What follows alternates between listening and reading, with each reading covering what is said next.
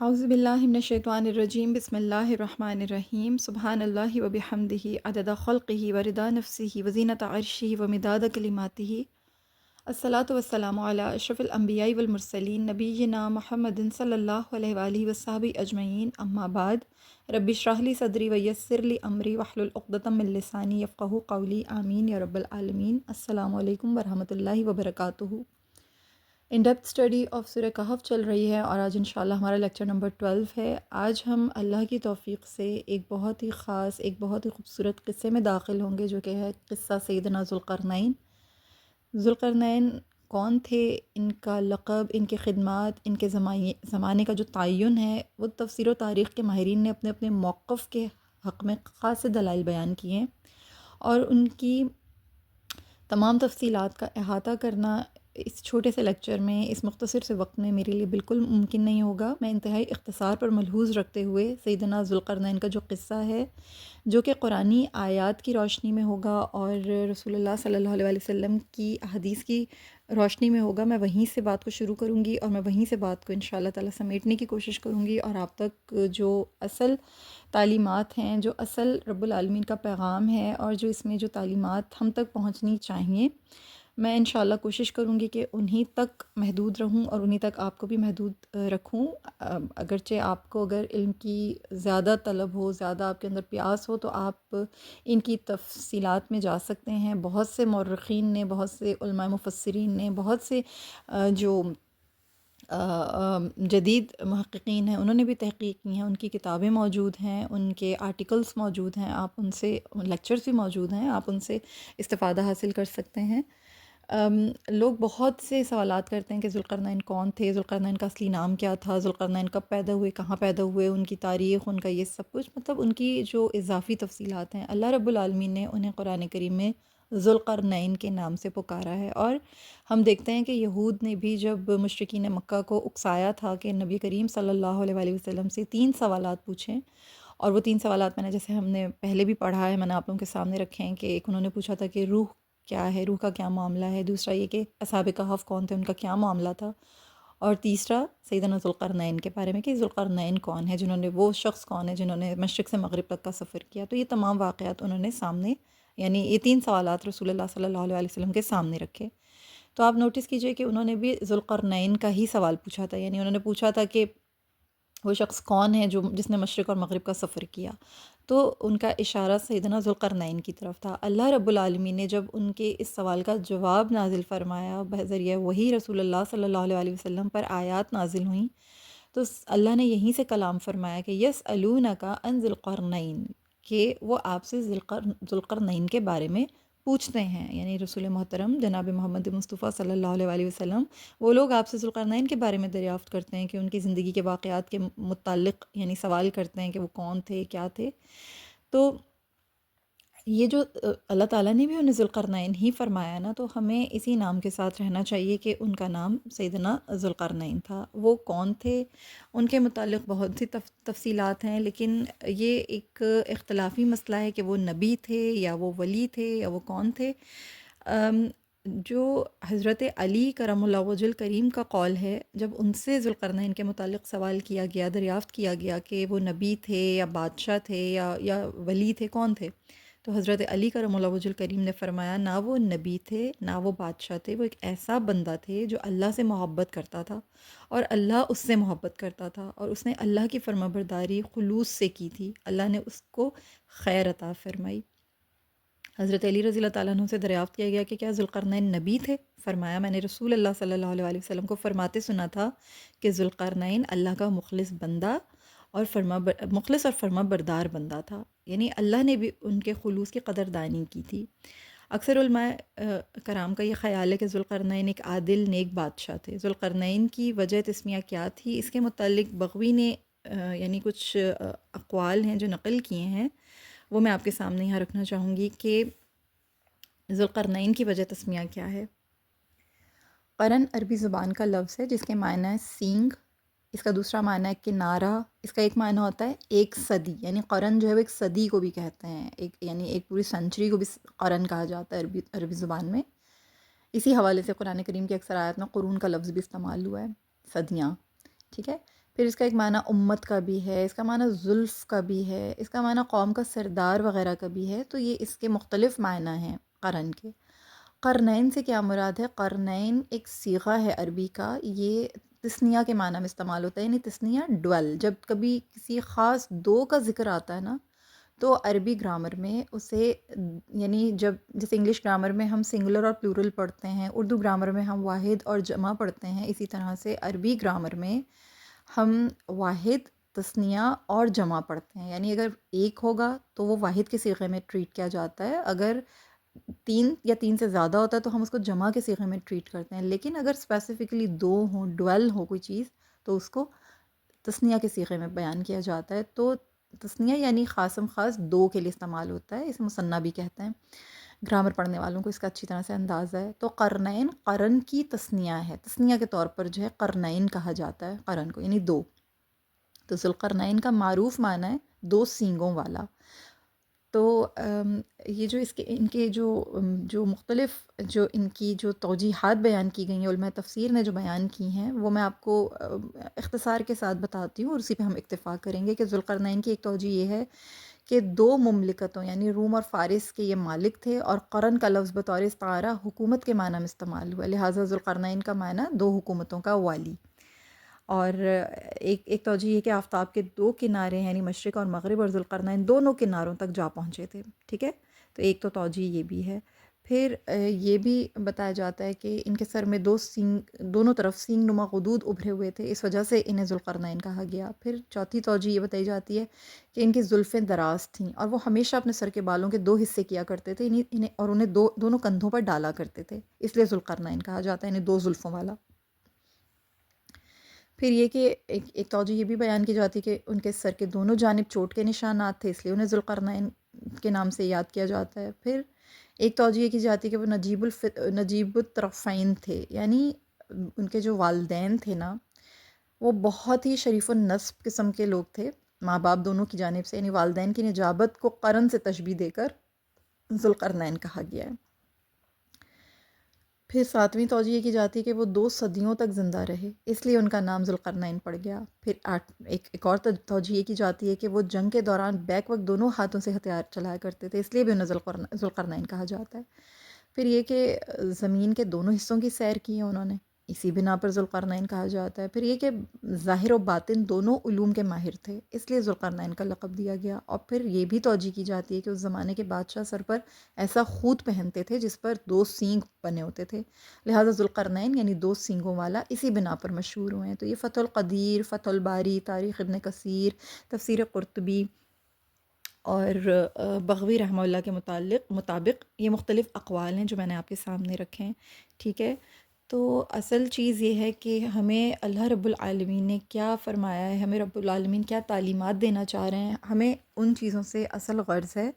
اور اللہ نے کیونکہ ان کو ذوالقرنین فرمایا ہے، لہٰذا ہم بھی اپنے ان پورے جو ہمارا یہ جو انشاء اللہ تعالیٰ جو لیکچر ہے، اس میں ہم ان کو ذوالقرنین ہی کے نام سے جانتے ہیں، ذوالقرنین ہی کے نام سے یاد کریں گے۔ اور قرآن کریم میں ارشاد فرمایا، قرآن کریم میں اللہ تعالیٰ نے ارشاد فرمایا کہ یسألونک عن ذی القرنین قل سأتلو علیکم منہ ذکرا، کہ اے رسول، یعنی اے میرے رسول صلی اللہ علیہ وآلہ وسلم، وہ آپ سے ذوالقرنین کے بارے میں سوال کرتے ہیں یا دریافت کرتے ہیں،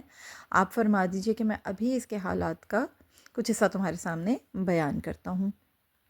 یعنی کہ میں کچھ تذکرہ جو ہے وہ آپ کے سامنے بیان کرتا ہوں جو کہ اللہ کا بیان کیا ہوا ہوگا، یعنی میں تلاوت کرتا ہوں، سأتلو یعنی کہ تلاوت کرنا۔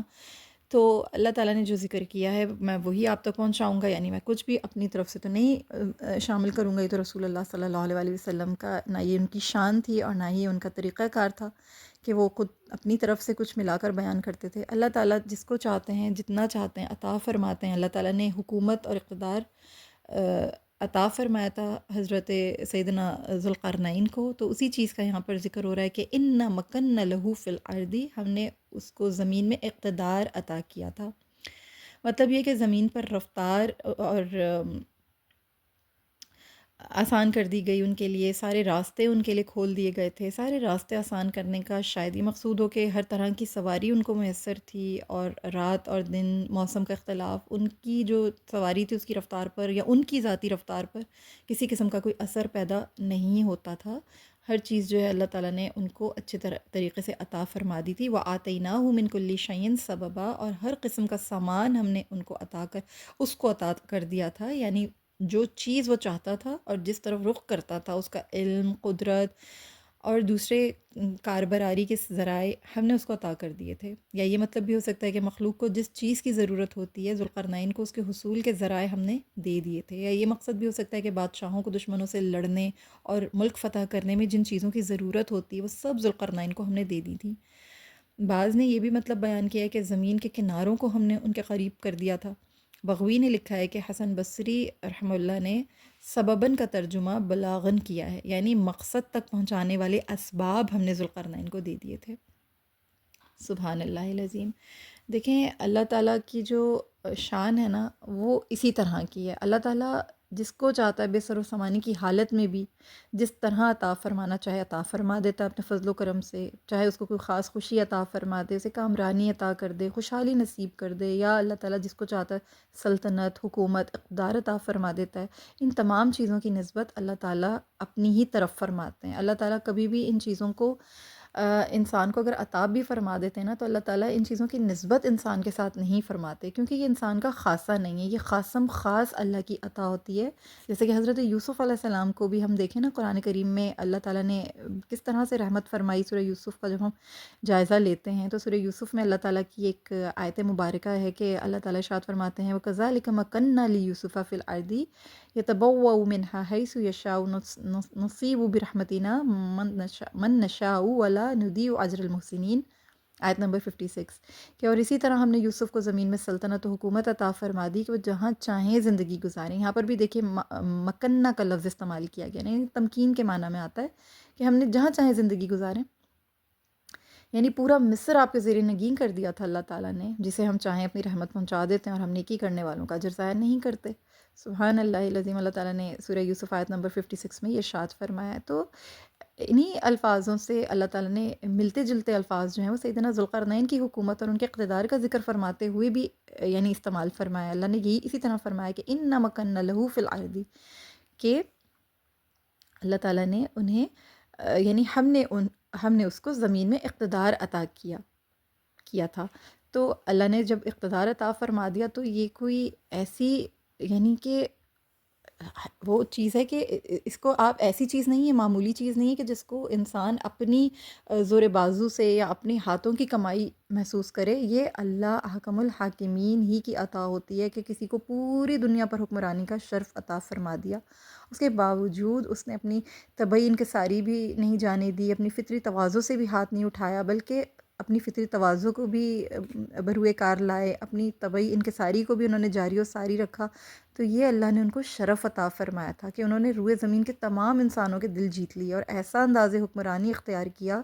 کہ اللہ رب العالمین نے ان کی حکومت اور اقتدار کا ذکر فرمایا قرآن کریم میں. یعنی اتنی اللہ نے ان کو شان عطا فرمائی، کتنا پیارا ان کا اقتدار ہوگا، کتنا خوبصورت انہوں نے حکومت کا جو نظام ہوگا وہ رواں رکھا ہوگا کہ اللہ نے ان کو شان عطا فرمائی. ان کی اس حکومت اور اقتدار کو اللہ نے قرآن کی آیات کی زینت بنایا. سبحان اللہ. علماء تفسیر نے بیان فرمایا کہ دنیا میں 4 بادشاہ ایسے گزرے ہیں جنہیں ساری دنیا پر تسلط حاصل رہا ہے اور انہوں نے پوری دنیا پر حکمرانی کی ہے. ان میں سے 2 بادشاہ جو تھے وہ کافر تھے اور 2 ایماندار تھے. جو 2 کافر بادشاہ تھے ان میں سے ایک تو نمرود تھا اور دوسرا بخت نصر، جس نے یہودیوں پر غلبہ حاصل کیا تھا اور بیت المقدس کو گرا کر یہودیوں کو قیدی بنا لیا تھا. اور پوری دنیا پر حکمرانی کرنے والے جو 2 ایماندار بادشاہ ہیں ان میں سے ایک سیدنا ذوالقرنین ہیں اور دوسرے اللہ تعالیٰ کے عظیم المرتبت پیغمبر حضرت سلیمان علیہ السلام. سبحان اللہ العظیم. تو یہ علماء تفسیر بیان کرتے ہیں کہ یہ 4 وہ عظیم الشان یعنی کہ ایسے لوگ ہیں، لیکن ان میں سے 2 کافر تھے اور ان کی بھی تاریخ، ان کے بھی تمام جو واقعات ہیں وہ ہمارے سامنے ہیں، کس طریقے سے اللہ نے ان کا کیا انجام فرمایا. اور جو ایماندار ہیں ان میں سے یہ دونوں عظیم المرتبت، جن میں سے ایک تو اللہ کے نبی ہیں حضرت سلیمان علیہ السلام اور ایک سیدنا ذوالقرنین جو یقیناً الہی عبد ہیں، اللہ کے نہایت برگزیدہ، اللہ کے نہایت محبوب، اللہ کے نہایت پسندیدہ، ایک نہایت ہی خوبصورت صالح مرد، ایک مرد صالح جن کا ذکر آج انشاءاللہ، جن کا قصہ آج انشاءاللہ تعالی ہم پڑھ رہے ہیں. پھر یہ جو اللہ تعالیٰ نے فرمایا کہ وَآتَيْنَاهُ مِن كُلِّ شَيْءٍ سَبَبًا، یعنی ہر شے کا سبب، یہ جو اللہ پاک نے فرما دیا نا کہ اور ہم نے اسے ہر قسم کا ساز و سامان بھی وافر عطا فرما دیا، یعنی سبب کا ایک معنی ہوتا ہے رسی، ایک معنی ہوتا ہے تعلق، ذریعہ یا راستہ، ٹھیک ہے، یہ تمام اور سامان، ان سب پر جو ہے اس لفظ کا اطلاق ہوتا ہے۔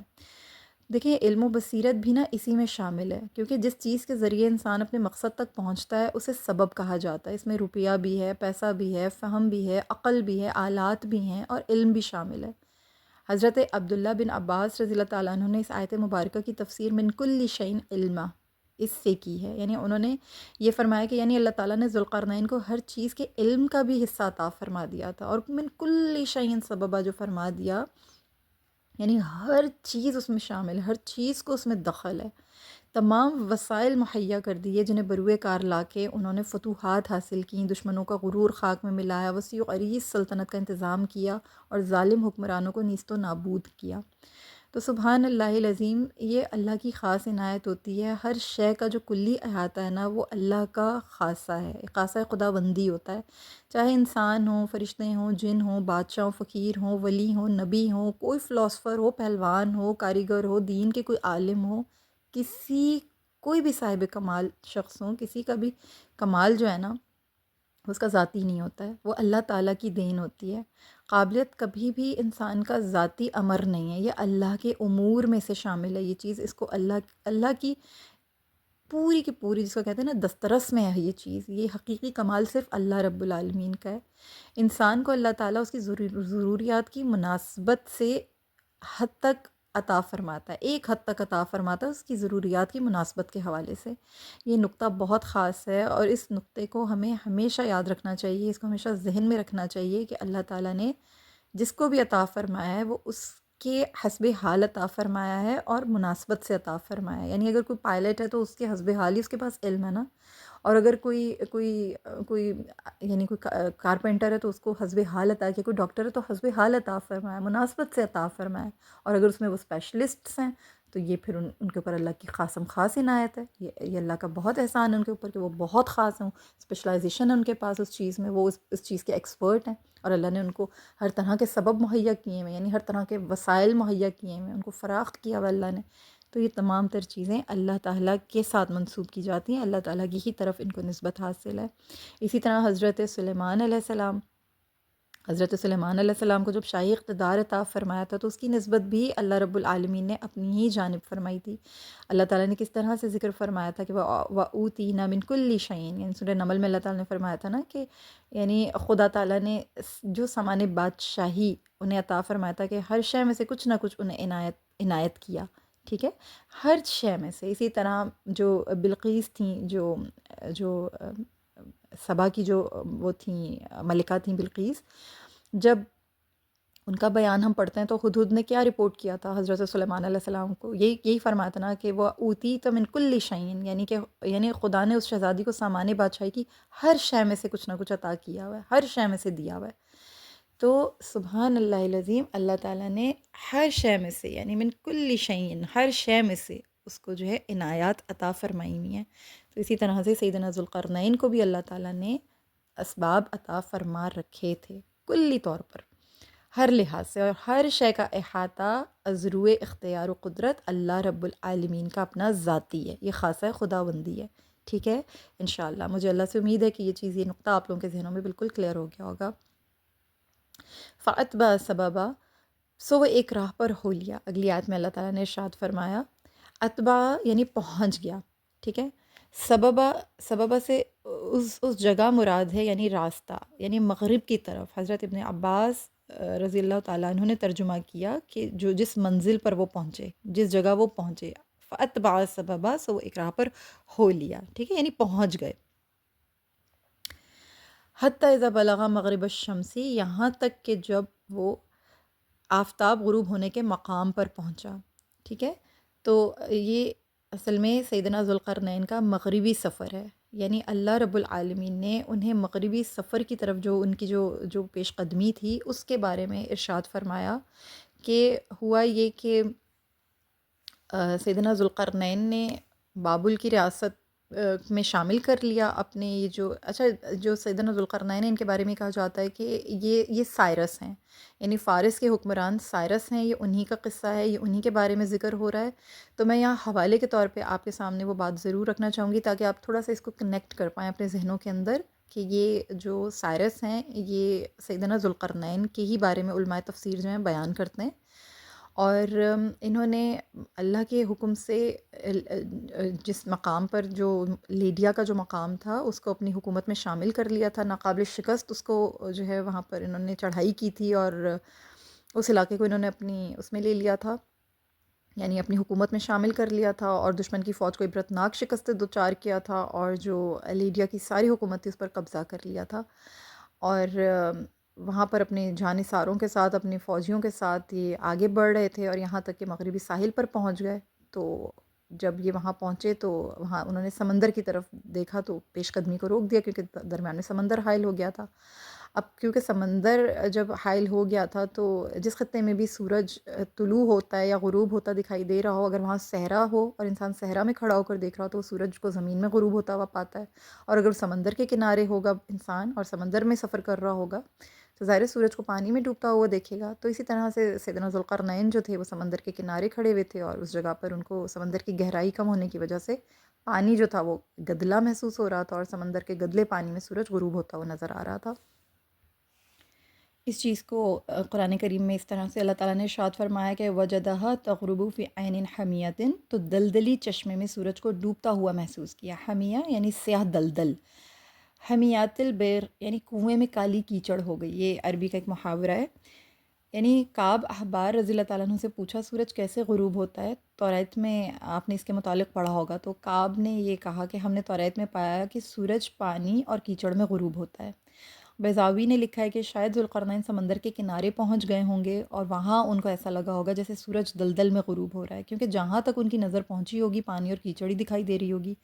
اسی لیے اللہ نے کہا، اللہ نے یہ فرمایا کہ وجدہا تغربو، یعنی سورج کی دلدل میں ڈوبتا ہوا محسوس کیا۔ فرمایا کانت تغربو یعنی سورج دلدل میں ڈوبتا تھا، ٹھیک ہے، تو یعنی یوں محسوس کیا انہوں نے۔ وجدہا تغربو فی عین حمیۃ، حمیہ میں نے آپ کو بتایا کہ سیاہ دلدل کو کہتے ہیں۔ تو یوں انہوں نے محسوس کیا اس چیز کو کہ سورج، ظاہر سی بات ہے، اب آپ ہم سب جانتے ہیں الحمدللہ، ہمیں اس چیز کا اندازہ ہے کہ جہاں پر سورج غروب ہوتا ہے اس جگہ کو مغرب کہا جاتا ہے، یعنی مغرب کا جو علاقہ ہے وہاں پر مغرب یعنی جس وقت سورج غروب ہو رہا ہوتا ہے وہ وقت بھی مغرب کا ہوتا ہے، اس وقت کو مغرب کہا جاتا ہے۔ تو اس قسم کا جو ڈوبنا تھا سورج کا وہ ان کو محسوس ہوا کہ دلدلی چشمے میں سورج ڈوب رہا ہے۔ آگے فرمایا کہ وَوَجَدَ عِندَهَا قَوْمًا، اور اس چشمے کے پاس ذوالقرنین نے ایک قوم کو پایا۔ بیضاوی نے کہا ہے کہ وہ لوگ کھال کا لباس پہنتے تھے اور کافر تھے، اور سمندر جو مردہ مچھلیاں یعنی یا دوسرے بحری جانور کنارے پر پھینک دیتا تھا سمندر، وہی ان کی غذا تھی۔ قُلْنَا يَا ذَا الْقَرْنَيْنِ إِمَّا أَن تُعَذِّبَ وَإِمَّا أَن تَتَّخِذَ فِيهِمْ حُسْنًا، ہم نے کہا اے ذوالقرنین تو چاہے تو ان کو سزا دے اور چاہے تو ان کے معاملے میں نرمی کا سلوک کرے، تجھے دونوں طرح کا اختیار ہے۔ یعنی پہلے اس قوم کو توحید کی دعوت دو، اگر نہ مانیں اور کفر پر جمے رہیں تو ان کو سزا دو، قتل کر دو، اگر توبہ کر لیں اور ایمان لے آئیں تو ان کی عزت کرو، ہدایت کرو، اور ان کو شریعت کا علم عطا کرو، یعنی جو بھی اس وقت کی شریعت ہے وہ اس کی شریعت کا علم انہیں عطا کرو۔ اب یہاں یہ سوال پیدا ہوتا ہے کہ اس آیت مقدسہ میں اللہ رب العالمین نے فرمایا کہ قُلْنَا يَا ذَا الْقَرْنَيْنِ، یعنی بعض اہل علم نے اسے استدلال کیا کہ ذوالقرنین نبی تھے، ان پر وحی نازل ہوتی تھی، کیونکہ اللہ تعالیٰ فرماتا ہے قُلْنَا يَا ذَا الْقَرْنَيْنِ، یعنی ہم نے کہا اے ذوالقرنین۔ ظاہر ہے اللہ تعالیٰ رب العزت بلا واسطہ فرمان جو جاری فرما رہے ہیں تو یہ بذریعہ وحی نازل کر رہے ہوں گے نا، اور جس پر وحی کا نزول ہوتا ہے وہ تو نبی ہوتا ہے، لہٰذا ذوالقرنین اللہ تعالیٰ کے نبی تھے۔ بعض علماء کے مطابق یعنی بعض اہل علم نے یہ استدلال کیا ہے، لیکن جو لوگ جناب ذوالقرنین کی نبوت کے قائل نہیں ہیں ان کا یہ خیال ہے کہ اللہ رب العالمین اپنے حکم الہی کو اس زمانے کے نبی کی معرفت سے عطا فرما رہے تھے سیدنا ذوالقرنین کو، یا یہ بھی ہو سکتا ہے کہ اللہ رب العالمین نے سیدنا ذوالقرنین کے دل میں الہام ڈالا ہو، جیسے کہ حضرت موسیٰ علیہ السلام کی والدہ کے دل میں الہام ڈالا تھا، اور اس کو بھی اللہ تعالیٰ نے وہی سے ہی تعبیر فرمایا تھا کہ وَأَوْحَيْنَا إِلَىٰ أُمِّ موسیٰ. اللہ تعالیٰ نے سورہ قصص آیت نمبر 7 میں ارشاد فرمایا نا کہ اور ہم نے موسیٰ کی والدہ کی طرف وحی کی، یعنی ان کے دل میں الہام ڈالا کہ وہ موسیٰ علیہ السلام کو دودھ پلاتی رہیں، اور جب ان کو اس کے متعلق کچھ اندیشہ لائق ہو جائے تو اسے دریا میں ڈال دیں، پھر خوف نہ کھائیں، غم نہ کریں، اللہ تعالیٰ ان کو واپس ان کی طرف لوٹا دیں گے، اور ان کو موسیٰ علیہ السلام کو، یعنی اللہ تعالیٰ جو رسولوں میں سے رسول بنانے والے ہیں، یہ سب اللہ تعالیٰ نے ان کو اس آیت مبارکہ میں سورہ قصص آیت نمبر 7 میں اللہ نے ارشاد فرمایا تھا. تو وہاں اللہ نے جو یہ لفظ استعمال فرمایا کہ وَأَوْحَيْنَا إِلَىٰ أُمِّ موسیٰ، یعنی وہاں بھی وہی سے ہی جو ہے اللہ تعالیٰ نے جو ہے بیان فرمایا نا. تو اس آیت مقدسہ میں موسیٰ کی طرف الہام اور القاء کو وحی کے لفظ سے تعبیر کیا گیا ہے. حالانکہ کوئی شخص بھی اس بات کا تو قائل نہیں ہے کہ والدہ جو تھیں حضرت موسیٰ علیہ السلام کی وہ نبی تھیں یا نبیہ تھیں.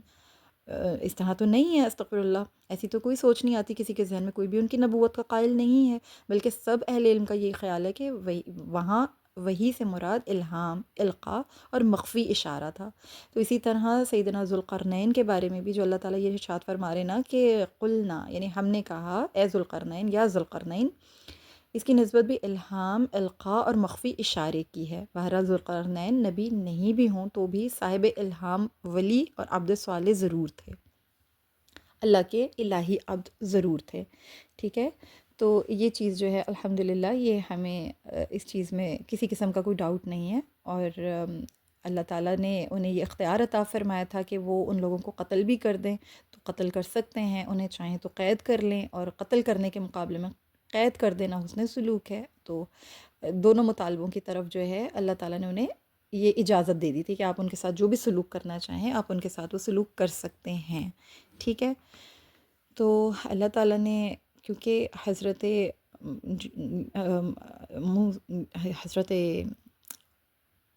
سیدنا ذوالقرنین بہت ہی عادل بادشاہ تھے، منصف تھے، صالح تھے، خدا ترس تھے، شریف النفس تھے، نیک عادل بادشاہ تھے، اللہ تعالیٰ کے محبوب تھے، ولی تھے، لہٰذا انہوں نے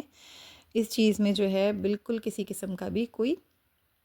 یعنی کہ کسی کے ساتھ ظلم کا معاملہ نہیں فرمایا، بلکہ انہوں نے کہا کہ قال اما من ظلم فسوف نعذبه ثم يرد الى ربه فيعذبه عذابا نكرا واما من آمن وعمل صالحا فله جزاء الحسنى. ذوالقرنین نے کہا جو ظلم کرے گا ہم اس کو سزا دیں گے، پھر اس کو اس کے رب کے پاس لوٹا کر لے جایا جائے گا، وہ اس کو سخت سخت ترین سزا دے گا، اور جو ایمان لے آئے گا اور اچھے کام کرے گا اس کے لیے نیکی کا اچھا بدلہ ہوگا. یعنی اللہ کے حکم کی تعمیل میں یا اللہ کی طرف سے اختیار لینے کے بعد جب اس نے دعوت اسلام دے دی تو کہا میری اس دعوت کے بعد جو کوئی کفر پر جمع رہا اور شرک کی صورت میں اپنے اوپر خود ظلم کرتا رہا تو میں اور میرے ساتھی اس کو قتل کر دیں گے، اور آخرت میں اللہ اس کو ایسا عذاب دے گا جو کسی کے علم میں نہیں، وہ اتنا عظیم ترین اور غیر معمولی ہوگا کہ اس دنیا میں کسی کے سامنے نہیں آیا. نیک کام کرنے سے مراد ہے تقاضۂ ایمان کے موافق عمل کرنا. ٹھیک ہے، تو یہ انہوں نے جو ہے ارشاد فرمایا. یعنی انہوں نے سب سے بڑا ظلم جس کو کہتے ہیں کہ ظلم عظیم ترین ظلم، وہ تو شرک ہے. ٹھیک ہے نا، عظیم ظلم ہے. تو جو شرک کرے گا، جو اللہ تعالیٰ کے خلاف جائے گا، اللہ تعالیٰ کی تعلیمات پر عمل نہیں کرے گا، اللہ تعالیٰ کے احکامات کو بروئے کار نہیں لائے گا، تو یقیناً جو اللہ کے نیک لوگ ہوں گے، جو منصف ہوں گے، عادل ہوں گے، صالح ہوں گے، اور اللہ کا خوف رکھنے والے ہوں گے، اللہ کی خشیت ہوگی ان کی طبیعتوں میں، جن کا دل قلب سلیم کی طرح ہوگا، یعنی قلب بھی جن کا سلیم ہوگا، پاک ہوگا، وہ تو ان چیزوں کی اجازت کبھی نہیں دیں گے. تو یقیناً ایز اے بادشاہ، ایز اے حکمران، ایز اے یعنی اس سلطنت کا حاکم ان کو یہ حق حاصل تھا، اور اللہ نے ان کو اس چیز کی اجازت باضابطہ طور پر عطا بھی فرما دی تھی. سبحان اللہ العظیم. وَسَنَقُولُ لَهُ مِنْ أَمْرِنَا يُسْرًا، اور ہم اپنے برتاؤ میں اس کے لیے آسان بات کہیں گے. یسر یعنی آسان، سہولت والا، جو دشوار نہ ہو. ٹھیک ہے، تو بغوی نے لکھا ہے کہ صحیح ترین بات یہ ہے کہ ذوالقرنین نبی نہیں تھے، وہی سے مراد اس جگہ الہام ہے، انہیں الہام ہوا تھا جیسا کہ اولیاء اللہ کو ہوتا ہے. اور یہ ظاہر سی بات ہے کہ یہ جو انہوں نے اللہ تعالیٰ کی بات ان کے دل کے اندر آ گئی تھی، انہیں اس چیز کا الہام ہو گیا تھا، القاء ہو گیا تھا، تو انہوں نے پھر یہ فیصلہ کر لیا تھا کہ میں اب کسی کے ساتھ بھی اس قسم کا معاملہ میں نہیں کروں گا کہ جو یعنی حد سے تجاوز کر جائے. جو ظلم کرے گا اس کے ساتھ ہم جو ہے اس کو ہم قتل کریں گے یا اس کو ہم سزا دیں گے، اور جو اس کو اللہ کی طرف پلٹ دیں گے تو پھر اللہ سب سے زیادہ بہترین فیصلہ کرنے والا اور سب سے بہترین اور سخت سزا دینے والا اللہ ہی ہے، تو اللہ کی طرف ہم اس کو پلٹا دیں گے۔ تو یہ ان کا طریقہ کار تھا۔ ثم اتبع سببا، پھر وہ مشرق کی طرف سے یعنی مشرق کی طرف جانے والے راستے پر پہنچ گیا، یعنی انہوں نے پھر دوسرا اپنا سفر شروع کر دیا۔ یوں کہنا چاہیے کہ ان کا اب دوسرا سفر شروع ہو رہا ہے۔ حتی اذا بلغ مطلع الشمس وجدها تطلع على قوم لم نجعل لهم من دونها سترا، یعنی یہاں تک کہ حتی اذا بلغ مطلع الشمس، یعنی یہاں تک کہ جب سورج کے طلوع ہونے کے مقام تک پہنچ گیا۔ وجدها تطلع على قوم لم نجعل لهم من دونها سترا، تو سورج کو ایسی قوم پر طلوع ہوتے دیکھا کہ ہم نے ان کے لیے سورج سے پرے کوئی آڑ نہیں بنائی تھی، یعنی ان کا کوئی لباس نہیں تھا، نہ مکان کی کوئی آڑ تھی، وہاں کی زمین تعمیر اس قابل ہی نہیں تھی کہ وہاں کچھ چیز تعمیر ہو سکتی یا کوئی چیز وہاں پر جو ہے بنائی جا سکتی، کوئی چیز اگ سکتی، وہ زمین ہی بار اٹھانے کے قابل نہیں تھی، تعمیر کا بوجھ اٹھا ہی نہیں سکتی تھی۔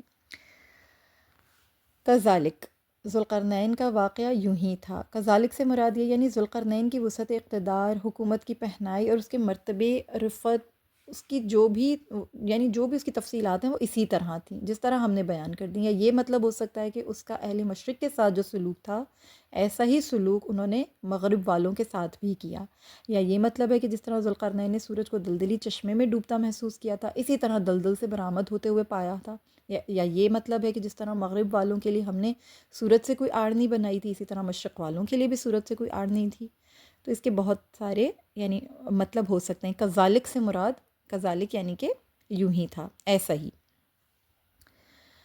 تو اللہ تعالیٰ نے آگے مزید ارشاد فرمایا وَقَدْ أَحَطْنَا بِمَا لَدَيْهِ خُبْرًا، اور ذوالقرنین کے پاس جو کچھ سامان تھا ہم کو اس کی پوری خبر تھی، یعنی ذوالقرنین کے پاس کتنی فوج تھی، کتنا مال و اسباب تھا، کتنے آلات جنگی اور علمی ذرائع تھے، غرض اس کی ساری کی ساری بیرونی اور اندرونی طاقت و سر و سامانی کی جو بھی معلومات تھیں اللہ رب العالمین فرما رہے ہیں کہ ہم واقف ہیں۔ وَقَدْ أَحَطْنَا بِمَا لَدَيْهِ خُبْرًا، اللہ کی احاطہ قدرت میں وہ ساری چیزیں ہیں۔ مطلب یہ کہ اس کے پاس اتنا لشکر اور ساز و سامان مال و اسباب تھا کسی کو معلوم نہیں مگر ہم اس سے واقف ہیں۔ احطنا کے لفظ سے نا فوج کی کثرت اور سامان و حکومت کی وسعت کو ظاہر کرنا بھی مقصود ہے، یعنی اللہ تعالیٰ کو سب چیزوں کا احاطہ ہے، اللہ تعالیٰ کے علم میں یہ ساری چیزیں موجود ہیں۔ ثم اتبع سببا، پھر ذوالقرنین ایک تیسرے راستے پر چل دیا، یعنی مغرب و مشرق کے درمیان جنوب سے شمال کی طرف۔ اب یہ جو سیدنا ذوالقرنین جو جا رہے ہیں، یہ جو تشریف لے جا رہے ہیں، اب یہ ان کا تیسرا سفر ہے۔ اب تیسرے سفر کی جو ہے روداد ہے جو اللہ رب العالمین بیان کریں گے، یعنی اس سفر کا ذکر ہے کہ جو سیدنا ذوالقرنین کی فیاضی پر، ان کی سخاوت پر، ان کی رعایا پروری، ان کی عوامی خدمت کے تجربے اور جذبے کی تعریف کے بارے میں اللہ تعالیٰ نے ارشاد فرمائی ہے۔ اب یہ جو آیات ہیں جن میں ہم داخل ہوں گے یعنی کہ اب یہ فرمایا جا رہا ہے کہ ثم اتبع سببا، پھر ذوالقرنین ایک تیسرے راستے پر چل دیا، یعنی مغرب و مشرق کے درمیان جنوب سے شمال کی طرف۔ حتی اذا بلغ بین السدین وجد من دونہما قوما لا یکادون یفقہون قولا، یعنی یہ جو اب جو سفر ہے یہ سیدنا ذوالقرنین کا وہی سد ذوالقرنین والا واقعہ ہے کہ اللہ تعالیٰ نے ان کے تیسرے سفر کی اب روداد بیان فرمائی ہے جو شمال کی جانب ہوا تھا، ٹھیک ہے۔ سد ذوالقرنین کا تاریخی واقعہ یہاں ظہور پذیر ہوا تھا، اور قرآن کریم جناب ذوالقرنین کے اس سفر مبارک کی جو ابتدا ہے وہ یوں فرماتا ہے کہ ثم اتبع سببا، پھر جناب ذوالقرنین ایک اور راستے پر روانہ ہوئے، اور یہ کہا جاتا ہے کہ وہ جو علاقہ تھا وہ سر بفلک پہاڑوں کا سلسلہ قدرتی تھا، وہاں قدرتی ایک دیوار کا سلسلہ جو تھا، دیوار کے جیسا ایک سلسلہ تھا جو پہاڑوں سے یعنی پورا ڈھکا ہوا تھا، شمالی علاقہ تھا، شمالی قبائل کی جانب وہ علاقہ تھا، اور وہاں کے جو لوگ تھے وہاں کے لوگوں کو ان کی کوئی بات سمجھ نہیں آ رہی تھی، اور وہ بھی یعنی سیدنا ذوالقرنین کو بھی ان کی کوئی بات سمجھ نہیں آ رہی تھی، اور وہ بھی سیدنا ذوالقرنین کی کوئی بات سمجھ نہیں پا رہے تھے، جیسا کہ قرآن کریم نے فرمایا کہ لا یکادون یفقہون قولا، یہاں تک کہ جب وہ دو پہاڑوں کے درمیان پہنچا تو دونوں پہاڑوں سے درے اس کو ایک ایسی قوم ملی جو تقریباً کوئی بات بھی سمجھتی نہ تھی۔ سد اور صد یہ ہم معنی ہیں۔ اکرمہ نے کہا کہ انسان کی بنائی بندش کو صد کہتے ہیں، اور قدرتی رکاوٹ اور آڑ جو ہوتی ہے نا اس کو سد کہتے ہیں۔ تو سدین سے مراد اس جگہ دو پہاڑ ہیں جن کے درمیان ذوالقرنین نے ایک دیوار بنا دی تھی تاکہ یاجوج و ماجوج پرے سے دیوار کے یعنی جو اس طرف جو یاجوج اور ماجوج ایک قوم تھی جس کا ذکر انشاءاللہ تعالی ہم اپنے اگلے لیکچر میں کریں گے. اس کی تفصیل انشاءاللہ ہم اگلے لیکچر میں پڑھیں گے. میں آپ کو اختصار کے ساتھ تھوڑا سا حوالہ دے رہی ہوں کہ تاکہ وہ قوم جو ہے وہ اس دیوار سے جو ہے اس طرف نہ آ سکیں اور بیچ میں ایک دیوار حائل ہو جائے. ٹھیک ہے، تو انشاءاللہ تعالی اس کا جو بھی آگے کا جو بھی تفصیلات ہوں گی وہ میں آپ لوگوں کے ساتھ اگلے لیکچر میں ذکر کروں گی، کیونکہ یہاں پر جو ہے یہ ہماری یہ آیات جو ہے یہیں پر ہی اختتام کو پہنچتی ہیں.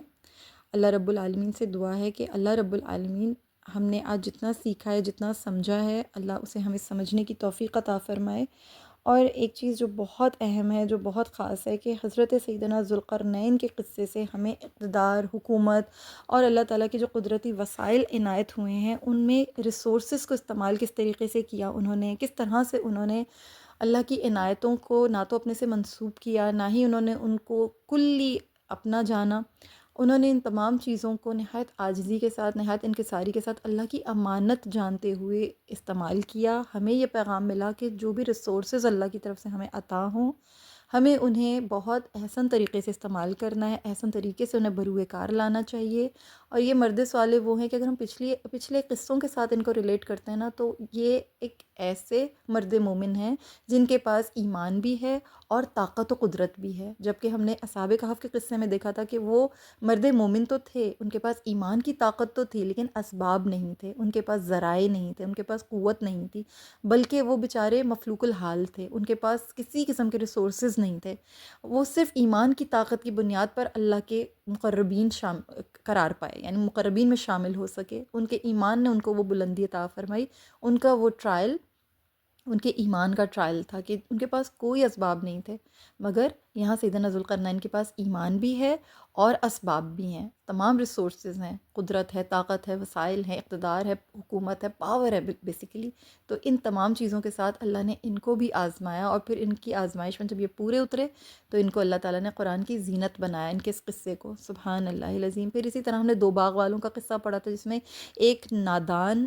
امیر انسان تھا، ایک بہت ہی خوبصورت اور رئیس مالک تھا باغات کا، اور اس کے پاس بہت ساری اللہ تعالیٰ کی عطا کردہ نعمتیں تھیں، وسائل تھے، فراخ اس کے پاس زراعت تھی، جانور تھے، مال مویشی تھے، اس کے پاس اولاد تھی، اس کے پاس مین پاورز تھی، بہت کچھ تھا، اللہ کی عطا کردہ سب نعمتیں تھیں، مگر ایمان سے خالی تھا. ان چیزوں پر ریلائی کرتا تھا، ان اسباب کے اوپر اس کا تمام دار و مدار تھا، اور یہ سمجھتا تھا کہ مجھے جس طرح اللہ نے یہاں عنایت فرمایا، مجھے نہیں لگتا کہ دنیا میں کبھی یہ چیزیں ختم ہوں گی، یہ تو میرا کل کا کل سرمایہ ہمیشہ رہے گا، اور یہ مجھ پہ اللہ کی خاص مہربانی، میں اللہ کا بڑا پسندیدہ، بڑا چنیدہ ہوں. اور اگر قیامت اگر آ بھی گئی، اول تو مجھے یقین نہیں ہے کہ آئے گی، لیکن اگر آ گئی تو پھر مجھے یہاں سے بھی زیادہ اچھی چیزیں ملیں گی. وہ کسی غلط فہمی، کسی فینٹیسی ورلڈ میں رہتا تھا، اور اس کے پاس ایمان کی کمی تھی. وہ یہ نہیں جانتا تھا کہ اللہ تعالیٰ نے تو اس کو صرف زینت دنیا کے طور پر عطا کیا ہے، زینت دنیا ہے یہ تمام چیزیں، اور اصل زینت جو آپ کے ساتھ رہے گی اور آپ کے ساتھ اگلی دنیا میں آپ کا ہاتھ پکڑے گی، وہ آپ کا اعمال کی زینت ہے. آپ کو وہ اختیار کرنی ہے، آپ کے نیک اعمال، آپ کے عمل صالح، وہ آپ کی زینت ہیں. اس کا ان چیزوں پر ایمان نہیں تھا، جبکہ اس کا جو مفلس ساتھی تھا وہ مستقل اس کو یہ کہہ رہا تھا کہ اکفرت بالذی خلقک من تراب ثم من نطفۃ ثم سواک رجلا، کہ تم کیا اس کے ساتھ شرک کرتے ہو جس نے تمہیں اس نے تمام وہ حوالے دیے کہ تمہیں تو اس کے ساتھ شرک نہیں کرنا چاہیے، جس نے تم کو جو ہے مٹی سے بنایا، اور تمہیں اس نے پورا باقاعدہ، میں نے آپ کو یہ ساری تفصیلات بتا رکھی ہیں. یہ تمام آیات میں آپ کے ساتھ تفصیل سے ذکر کر چکی ہوں. وقت میں برکت نہیں ہے اتنی زیادہ کہ میں ان میں دوبارہ ان ڈیٹیلز میں جاؤں، لہٰذا میں مختصر آپ کو اختصار کے ساتھ بیان کروں کہ اس کے مفلس ساتھی نے اسے یہ بات کہی کہ تم اس کے ساتھ شرک مت کرو، وہ رب ہے، اور تمہیں تو اپنی ان چیزوں کے اوپر اللہ ہی کی تعریف کرنی چاہیے تھی، اللہ ہی کی طرف تمہیں ان چیزوں کو جو ہے منسوب کرنا چاہیے تھا. یعنی اس کے پاس جو اسباب تھے وہ ان پہ کسی غلط فہمی کا شکار ہو گیا. جبکہ سیدنا ذوالقرنین کا کیا حال ہے؟ سیدنا ذوالقرنین کے پاس اسباب بھی ہیں، وسائل بھی ہیں، ذرائع بھی ہیں، اور ایمان بھی ہے. وہ شرک میں مبتلا نہیں ہوئے. تو سبحان اللہ العظیم. آخری قصہ، وہ جو پیچھے کے ہمارے جو 2 قصے ہیں ان کے ساتھ بھی ہم کو کس طرح سے کنیکٹ کر پا رہا ہے. پھر حضرت موسیٰ علیہ السلام اور حضرت خضر علیہ السلام کا واقعہ، یہ جو موسوی قصہ ہے، جو موسوی تعلیم ہے، جو ہمیں ایک وہاں سے جو ہماری روح کو تازگی ملی ہے، جو علم کی طلب، جو ان کی عجز، جو ان کی انکساری، وہ جو ان کا سفر میں ہمبل ہونا، وہ جو ان کا ڈھونڈنا، ایک اللہ کے ایک عبد کو، ایک اللہ کے الہی عبد کو ڈھونڈنا، ایک مرد صالح کی تلاش، جو ان کو رشد اور ہدایت کی منزلیں طے کروائے، ان کا وہ اپنے اندر عجز پیدا کرنا، مصیبتیں اٹھانا، تکلیفیں اٹھانا اور طلب کرنا علم کا، یہ تمام چیزیں ہمیں حضرت موسیٰ علیہ السلام نے تعلیم فرمائی، اور حضرت خضر علیہ السلام کو جو اللہ تعالیٰ نے تمام تر باطنی علم عطا فرما رکھے تھے، ان باطنی علوم کو استعمال کرتے ہوئے بھی انہوں نے وہ ساری چیزیں کن سے منسوب کی؟ اللہ رب العالمین سے منسوب کی۔ تو اب جو یہ جو سیدنا ذوالقرنین کا قصہ ہے، یہاں جب ہم اس قصے میں داخل ہو رہے ہیں تو ان کو بھی اللہ تعالیٰ نے ظاہری اور باطنی علوم عطا فرما رکھے ہیں، یعنی ان میں سے بھی، علم میں سے بھی اللہ نے کچھ نہ کچھ ان کو عطا فرما رکھا ہے، اللہ نے اس میں سے بھی ان کا حصہ رکھا ہے۔ تو انہیں اب یہ جو قوم جہاں یہ پہنچے ہیں، لا یکادون یفقہون قولا، کہ نہ وہ ان کی بات سمجھ سکتے تھے اور نہ ہی وہ ان کی بات سمجھ سکتے تھے۔ تو آگے انشاءاللہ جب ہم اگلے لیکچر میں یہیں سے بات کو شروع کریں گے تو پھر میں آپ کو بتاؤں گی کہ کس طرح حضرت ذوالقرنین نے ان کی بات کو سمجھا۔ یقیناً معرفت الہی تھی انہیں، یقیناً ان کو اللہ کی معرفت حاصل تھی، اللہ کے ساتھ ان کا ایک تعلق تھا، اللہ کے ساتھ ان کی ایک یارانہ ایک دوستی تھی، جس کی بدولت اللہ نے ان کے سینے کو اتنی شرح عطا فرما رکھی تھی کہ وہ اس قوم کی بات کو سمجھ سکتے تھے۔ جبھی تو پھر اگلی آیت میں جب آپ جائیں گے تو ڈائریکٹ اللہ تعالیٰ نے جو ہے وہ ذکر ہی کسی اور انداز میں کیا۔ انشاءاللہ میں اگلے لیکچر میں آپ کے ساتھ یہ بات کھل کے کروں گی، ڈیٹیل میں آپ کو اس کے بارے میں انشاءاللہ اللہ کی توفیق سے بإذن اللہ تعالیٰ روشنی ڈالوں گی کہ اللہ تعالیٰ جب شرح صدر عطا فرما دیتے ہیں تو پھر وہ باتیں بھی سمجھ آنے لگتی ہیں جو کھل کے نہیں بھی بتائی جا رہی ہوتی ہیں، لیکن انسان کو اس کا ادراک ہونا شروع ہو جاتا ہے۔ تو یہ علم کی بہت بڑی معراج ہوتی ہے کہ انسان کو شرح صدر عطا ہو جائے۔ تو حضرت سیدنا ذوالقرنین کو شرح صدر بھی عطا تھا، اور وہ ایسے سفر میں تھے کہ جہاں سفر کی صعوبتیں بھی تھیں، سفر کی مصیبتیں بھی تھیں، لیکن وہ اس سفر پر اللہ کے شاکر تھے، کیونکہ اللہ نے بہت سے اسباب ان کے لیے بہت آسان کر دیے تھے، انہیں تصرفات حاصل تھے، اللہ نے ان کے لیے مسخر کر دیا تھا ان چیزوں کو، تو وہ تصرفات حاصل کرتے ہوئے وہ آگے بڑھتے چلے جا رہے تھے اور اللہ کی زمین پر اللہ کا علم بلند کرتے چلے جا رہے تھے۔ وہ جہاں سے گزر رہے تھے اللہ کی وحدانیت کا کلمہ بلند ہو رہا تھا، اللہ کے نام کا، اللہ کی تسبیحات کا، اللہ کے شکر کا، ہر جگہ پہ وہ پرچم بلند کر رہے تھے۔ اسی لیے ان کی ان اسفار کو، یعنی ان کے جو سفر ہیں، یہ 3 سفر، اس کو قرآن کی زینت بنایا گیا ہے۔ اور سیدنا ذوالقرنین کے بارے میں ایک اور چیز، ایک تحقیق، ایک جدید تحقیق جو میں آپ لوگوں کے سامنے رکھوں مختصر وقت میں انکسار کے ساتھ اور نہایت ہی سمجھیں کہ عاجزی کے ساتھ آپ کے سامنے رکھ رہی ہوں، کیونکہ یہ تحقیق ظاہر ہے منقول ہے، میری ذاتی نہیں ہے، تو آپ اس سے اختلاف بھی کر سکتے ہیں، لیکن کیونکہ میرے ذہن کو، میرے دل کو یہ چیز لگی ہے، اس لیے میں آپ لوگوں کے سامنے رکھنا چاہتی ہوں۔ اللہ عالم بالصواب، میں آپ لوگوں کے سامنے رکھتی ہوں کہ سیدنا ذوالقرنین کا جو دور تھا، یہ دور وہ تھا جب بخت نصر نے حملہ کیا تھا، اور بخت نصر نے حملہ کر کے جو ہیکل تھا، ہیکل سلیمانی، اس کو تباہ کر دیا تھا بخت نصر نے۔ اور سیدنا یہ جو ذوالقرنین ہیں، ان کا دور حکمرانی جو ہے یہ سن 539 قبل مسیح بیان فرمایا جاتا ہے۔ اور یہ تحقیق کن کی ہے یہ بھی میں آپ کو بتا دوں، بڑے جدید انداز میں انہوں نے تحقیق ہے، مولانا ابوالکلام آزاد، یہ ان کی تحقیق ہے۔ انہوں نے یہ فرمایا ہے کہ وہ زمانہ جس میں ذوالقرنین نے حکومت کی تھی، یہ بخت نصر کا وہ زمانہ تھا جب اس نے ہیکل کو برباد کر دیا تھا اور بیت المقدس کی اینٹ سے اینٹ بجا دی تھی، اور بنی اسرائیل کو قیدی بنا کر بابل لے کر آیا تھا۔ اور مولانا ابوالکلام آزاد ہی کے الفاظ ہیں کہ وہ یہ کہتے ہیں، بابل کی اسیری کا زمانہ یہودیوں کے لیے نہایت مایوسی کا زمانہ تھا، ان کی قومیت پامال ہو چکی تھی، ان کا ہیکل منہدم ہو چکا تھا، ان کے شہر اجاڑ دیے گئے تھے، اور وہ نہیں جانتے تھے کہ اس ہلاکت کے بعد ان کی زندگی کا کیا سامان ہو سکتا ہے۔ اسی زمانے میں حضرت دانیال علیہ السلام کو ظہور ہوا، جو اپنے علم و حکمت کی وجہ سے شاہان بابل کے دربار میں نہایت مقرب ہو گئے تھے۔ انہی کی نسبت توریت میں بیان کیا گیا ہے کہ شاہ بابل کی سلطنت کے 3 برس انہوں نے خواب دیکھا تھا، اور اس خواب میں انہیں آنے والے واقعات کی شہادت دی گئی تھی۔ تو یہ جو حضرت دانیال علیہ السلام ہے نا، ان کو بذریعہ خواب بنی اسرائیل کی رہائی اور آزادی کی خوشخبری سنائی گئی تھی، اور انہیں خواب میں 2 سینگوں والا ایک مینڈھا دکھایا گیا تھا۔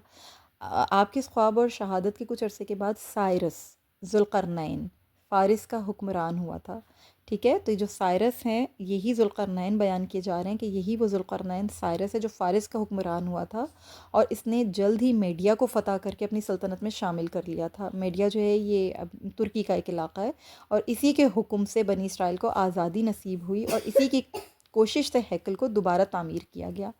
ٹھیک ہے، تو مولانا ابوالکلام آزاد نے اس نہایت انیق تحقیق سے یہ بات واضح کی ہے کہ سیدنا ذوالقرنین کا زمانہ جو ہے یہ حضرت دانیال علیہ السلام کا زمانہ ہے۔ ٹھیک ہے، اور اس کو مولانا حفظ الرحمن سیوحاروی نے بھی قصص القرآن میں جو یہ تحقیق ہے اس سے اتفاق کیا، اسے درست قرار دیا ہے۔ تو آپ لوگوں کے سامنے رکھنے کا ایک بہت بڑا ریزن یہ بھی ہے کہ ہمیں تھوڑا سا یہ سمجھ میں آ جائے کہ اکثر ہم مفسرین کے زبان سے ہم سنتے ہیں کہ سائرس ذوالقرنین جو ہیں وہ سائرس تھے، تو تھوڑا سا آپ لوگوں کے سامنے یہ چیز بھی آ جائے کہ یہ سائرس انہیں کیوں کہا جاتا ہے، یہ سائرس کون تھے؟ یہ فارس کے بادشاہ تھے، اور یہ حضرت دانیال علیہ السلام کے زمانے میں جو ہے یہ آئے تھے، اور اسی لیے یہود جو ہیں یہ ان سے واقف تھے، اور یہود نے اسی لیے ان کے بارے میں سوال کیا تھا رسول اللہ صلی اللہ علیہ وسلم سے، کیونکہ یہود کا یہ ان کے اوپر یہود کے اوپر جو ہے حضرت ذوالقرنین کا ایک احسان تھا، اسی لیے یہود ان کو ذوالقرنین کے نام سے جانتے تھے، اور ان کے بارے میں ان سے عقیدت رکھتے تھے، محبت کرتے تھے ان سے، کیونکہ بخت نصر کی لوٹ مار کے بعد انہوں نے ہی ذوالقرنین نے ہی انہیں جو ہے واپس ان کے شہر میں جو ہے واپس لوٹایا تھا، اس بستی میں ان کو واپس لوٹایا تھا، یعنی فلسطین واپس بھیجوایا تھا، اور پھر انہی کی اجازت سے، انہی کے حکم سے جو ہے پھر ہیکل کو دوبارہ سے تعمیر کیا گیا تھا۔ ٹھیک ہے، تو یہ سب آپ کے سامنے اس لیے رکھا ہے تاکہ تھوڑا سا آپ لوگوں کے ذہنوں میں ایک بیک گراؤنڈ بن جائے۔ اللہ عالم بالصواب۔ ان شاء اللہ تعالیٰ اس سے آگے کی جو آیات ہیں ان میں ہم اگلے لیکچر میں داخل ہوں گے۔ اللہ سے دعا ہے کہ جتنا سیکھا ہے، سمجھا ہے، جو کچھ بھی ہم نے پڑھا ہے، اللہ تعالیٰ اس میں ہمیں عمل کرنے کی ہمیں توفیق عطا فرمائے، اور اللہ تعالیٰ ہمارے حکمرانوں کو توفیق عطا فرمائے کہ اللہ نے جو ریسورسز انہیں عطا کی ہیں وہ اپنے لوگوں پر، اپنی رعایا پر، اپنی قوم پر ان کو صحیح طریقے سے استعمال کریں، اللہ کا خوف اپنے دلوں میں، اپنے سینوں میں رکھیں، اور ظلم اور بربریت کا جو بازار گرم کر رکھا ہے انہوں نے، اللہ تعالیٰ اس سے انہیں اجتناب کرنے کی توفیق عطا فرمائے کہ ساری کی ساری حکومت اللہ کی ہے، اور اگر کسی کو اللہ نے حاکم بنایا تو اپنے حکم سے بنایا، اپنی اجازت سے بنایا ہے، یوں ہی اقتدار نہیں ملا ہے، بہت سارے اس کے اسرار بھی ہیں، اس کے پیچھے سے اقتدار کے پیچھے بہت سے اسرار بھی ہیں۔ اللہ نے سمجھنے کی توفیق عطا فرمائے، آمین یا رب العالمین۔ اللہم انی اعوذ بک من عذاب القبر ومن عذاب جہنم ومن فتنة المحیاء والممات ومن شر فتنة المسیح الدجال، آمین یا رب العالمین۔ اجازت دیجیے، السلام علیکم ورحمۃ اللہ وبرکاتہ۔